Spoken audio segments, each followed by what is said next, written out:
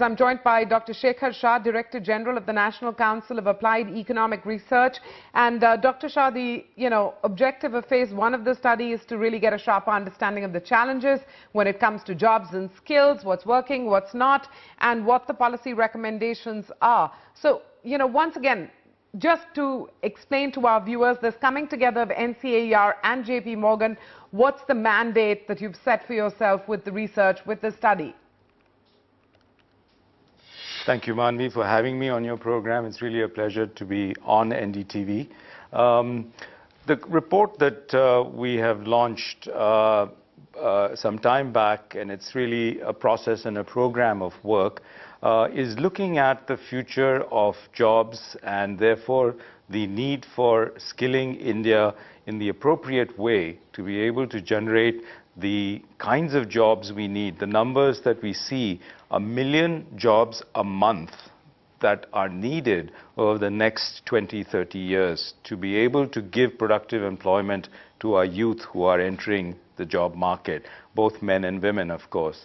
The idea very much is that we want to look at policies that the government of India and states are pursuing, the things that are being done on the ground in terms of training and service providers, and how industry is mating with the policymakers, combining their demands for employability, for the right kinds of skills in new sectors, in old sectors.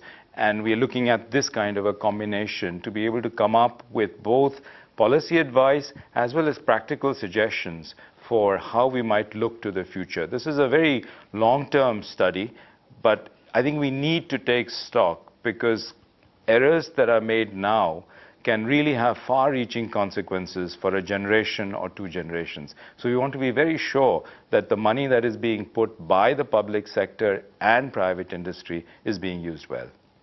Okay, which is why I'm going to jump straight to the findings of, the first phase of the work that you've done. What are the key findings? I've just mentioned a few. There are a range of things that we have found.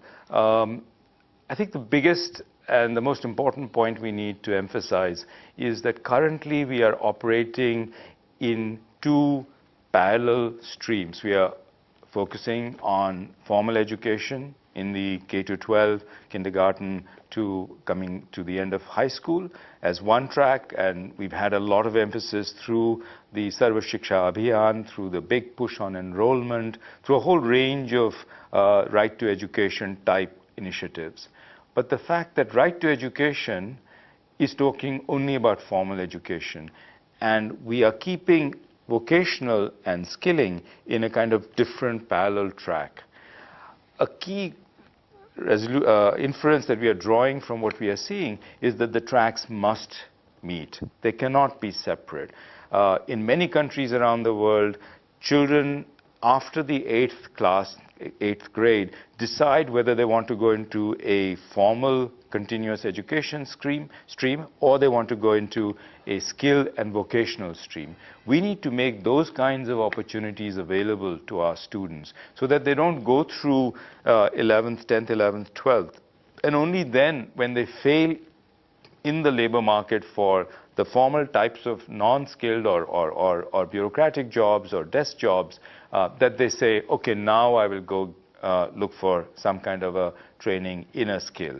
So we need to combine the formal K-12 education, integrate vocational and skilling as part of that. That's where the foundation really needs to be laid. So I think that's the most important inference that we have. The second inference we have is that we need to be looking at prior skills. We have a lot of prior knowledge.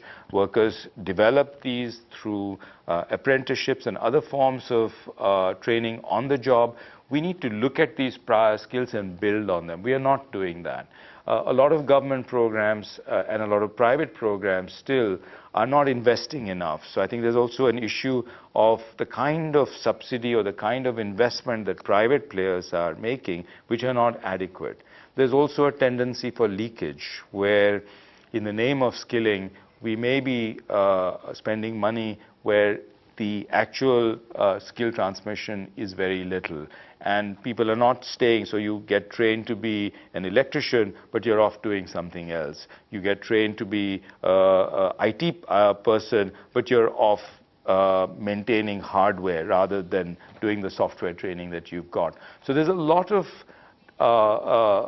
chaos currently in the market, and we need to be focusing on ensuring that we're getting value for money. So these are some of the major findings. There are more detailed findings on employment, on employability, on the kind of characteristics that firms are looking, and these will hopefully inform our survey as we go into a phase 2.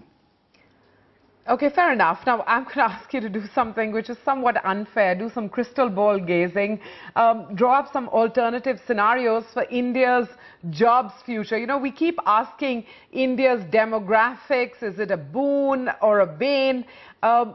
Which is why research like yours becomes so important. What are the alternative scenarios for India's jobs future? That's a big question, Manvi, but I'm happy to share my thoughts on that. That is really crystal gazing. What is true is that if we are going to get the kind of dividend that we want from our demography, that's only going to come if we take right decisions now in the next 5 years, 10 years maximum, which will then create the kinds of jobs at the scale, because we have a scale problem as well. We will be the world's largest labor force in about 30 years from now. By 2050, a billion working age population, which is larger than any country, larger than China ever had. So the scale is immense. But to address that scale, we will need to get a tremendous combination of public policy that is enabling, that is providing the right kinds of subsidies that make a difference, that create accountability for skill delivery and skill acquisition on the part of workers, and a combination of private sector interest. In the end, no amount of government intervention can create the kinds of workers with the kinds of skills that employers need. Only employers can do that. And so the role of the private sector is absolutely crucial. The role of the employer is absolutely crucial.